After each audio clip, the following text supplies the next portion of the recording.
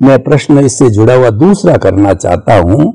जैन दर्शन को आधार मान करके जैन दर्शन मानता है कि जो कर्म फल मिलता है, यानी जो उदय भाव है और जो प्रारब्ध है, वह दो तरह से होता है। एक तो वेदन होता है शरीर के अंदर, कोई तरह का मन वचन काया का कष्ट सफरिंग आती है, वो फील किया जाता है। और एक ऐसा माना जाता है कि आत्म प्रदेशों में भुगत लिया जाता है। ऐसा बताते हैं कि महावीर स्वामी ने उदीर्णा की कि जो उन्होंने देखा कि अपने अवधि ज्ञान से कि 23 तीर्थों के कर्म एक तरफ और मेरे कर्म एक तरफ, इतने भारी कर्म है और 12.5 वर्ष में मुझे काटना है, तो वो श्रे करके शरीर का तो उन्होंने छोड़ दिया, त्याग कर दिया और आत्म प्रदेशों में चले गए। तो ऐसा बताया जाता है कि उनके कर्म फल तो भुगतना ही पड़ेगा, तीर्थंकर भी उसके लिए अलग से एक्सेप्शन नहीं है, तो वो सारा आत्म प्रदेशों के अंदर भुगता गया। मेरा प्रश्न ये है कि एक तो मन वचन काया से वेदन होना, अनुभूति होना, सफरिंग का कष्ट होना, और दूसरा आत्म प्रदेशों में भुगत दिया जाना। अध्यात्म विज्ञान की दृष्टि से जो वहां दो अलग भाग आते हैं, भुगतान दोनों मानते हैं, लेकिन उन्होंने क्लासिफिकेशन किया है। तो क्या अध्यात्म विज्ञान में भी इन दोनों का क्या अर्थ है? कहीं इनका समन्वय, जुड़ाव, वह पूरक, कॉम्प्लीमेंट्री होता है क्या? भुगतान जो होने वाली है वो तो वही की वही होगी। हम ये माने कि भुगतान का प्रकार बदल जाएगा, इतना ध्यान रखो। Simple principle, your mind, speech and action from birth to death, it is totally controlled and governed by the law of nature. So if you are Tirthankar or common man, but you are not controller, that's it. सबके लिए कानून अलग अलग नहीं है। कुदरत का कानून आपके स्टेटस के मुताबिक काम नहीं करेगा। ये सिंपल ध्यान रखो। आप सिद्धांत को मत भूल जाओ, और वो भी कुदरत का कानून, किसी ने बनाया हुआ नहीं। आप व्यक्तिगत रूप से कितना भी पावरफुल हो सकते हैं, उसमें कोई क्वेश्चन नहीं है। आप केवल ज्ञानी भी हो सकते हैं और तीर्थंकर के साथ भी केवल ज्ञानी हो सकते हैं, प्रश्न ये नहीं है। मगर आपको नाम कर्म, गोत्र कर्म, वेदनीय कर्म, आयुष्य कर्म वो ही भुगतना पड़ेगा जो कुदरत आपको संजोग देगी। आपको केवल ज्ञान भी हो गया, तीर्थंकर भी है, मगर ये कंट्रोल किसी के पास नहीं है, और वो भी फ्रॉम बर्थ टू डेथ। तो नहीं तो सिद्धांत खत्म हो जाएगा। फिर सिद्धांत क्या स्टेटस के मुताबिक काम करेगा? नहीं करेगा। स्टेटस का मतलब क्या है? तुम राजा हो या रंक हो, कुदरत का कानून आपके स्टेटस से कोई मायने नहीं रखता है। वो आपका पुण्य है तो अच्छा मिलेगा स्टेटस, नहीं पुण्य है तो वो तो पुण्य का पाप पुण्य की बात है। मगर कर्म का क्या सिद्धांत चेंज हो जाएगा? नहीं हो जाएगा। तो डिफरेंस क्या है? बात यह है कि मुक्त पुरुष जो होते हैं, ज्ञानी होते हैं, अनुभवी होते हैं, केवल ज्ञानी होते हैं, तीर्थंकर होते हैं, कर्म तो वही के वही भुगतान करते हैं जो लेकर आए। मगर भुगतान करते समय वो मन वचन काया उनकी अवस्थाओं से 100% मुक्त रहते हैं, और इसीलिए भुगतान है ही नहीं। सिंपल बात है। अगर आप एक मकान के मालिक हो और ये मकान में रहते हो,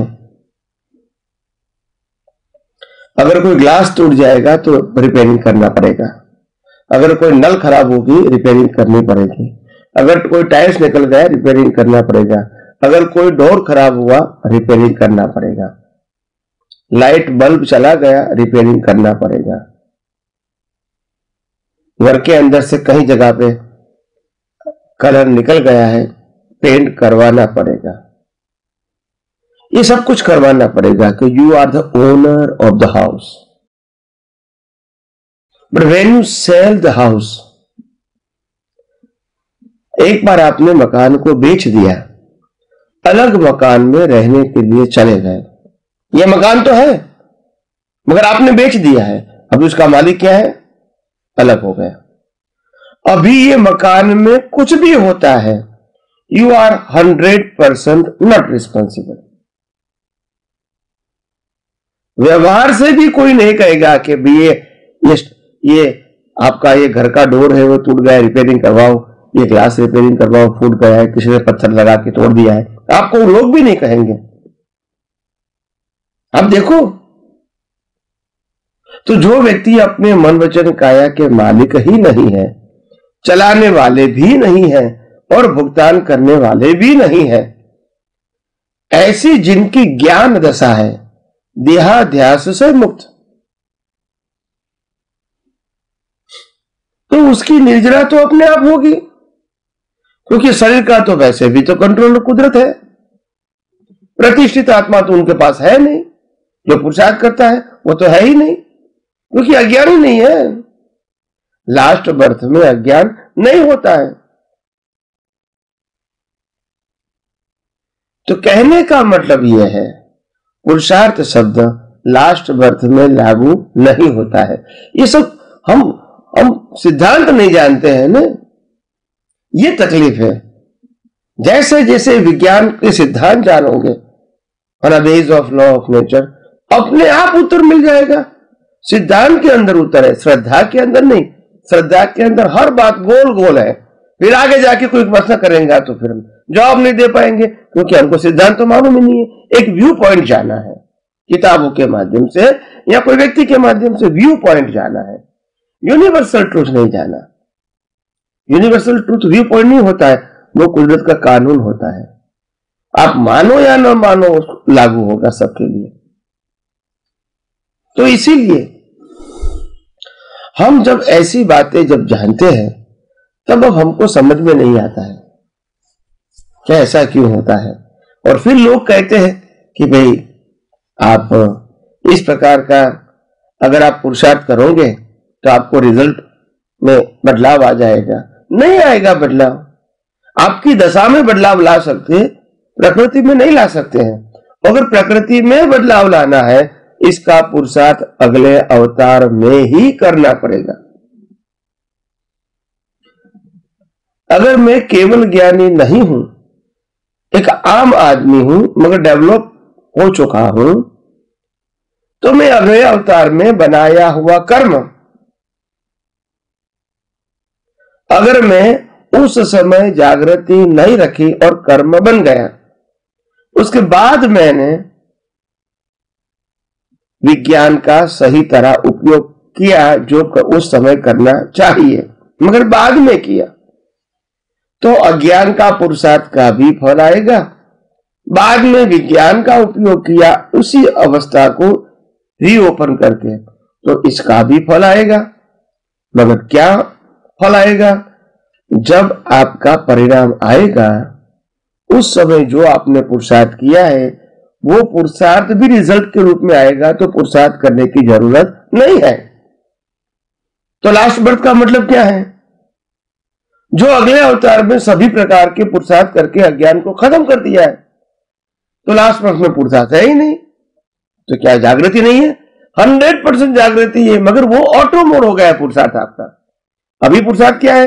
कभी आता है, कभी नहीं आता है, रहता है, नहीं रहता है, कभी चला जाता है। कभी हमको पुरुषार्थ के लिए एफर्ट करना पड़ता है, क्योंकि हम प्रोसेस में है, प्रक्रिया में है। हम 100% सक्सेस नहीं हुए, और इसीलिए हमको ये प्रैक्टिस जारी रखनी पड़ेगी। मगर कोई व्यक्ति एक सिद्धांत बिल्कुल फिट कर दो कि जन्म से मौत तक मन वचन काया की कोई भी अवस्था को परिवर्तन करने की क्षमता कोई भी जीव के पास कुदरत ने दिया नहीं है। जो भी आप कर सकते हैं वो प्रतिष्ठित आत्मा के अंदर कर सकते हैं, या तो प्रतिष्ठित आत्मा को खत्म करके देहाध्यास ही खत्म कर दोगे, तो फिर शरीर और शरीर के संयोग वो आपका सब्जेक्ट ही नहीं रहेगा, शरीर रहेगा संजोग भी रहेंगे, भुगतान भी रहेंगे, आपका सब्जेक्ट नहीं रहेगा, क्योंकि अज्ञान ही खत्म कर दिया। तो बात समझने जैसी है। जितना जितना विज्ञान समझ में आएगा, अध्यात्म विज्ञान, इतना इतना आपकी जो जागृति है स्वयं रहेगी, अंदर की दशा अद्भुत रहेगी, इतनी जागृत रहेगी आप सोच भी नहीं पाओगे।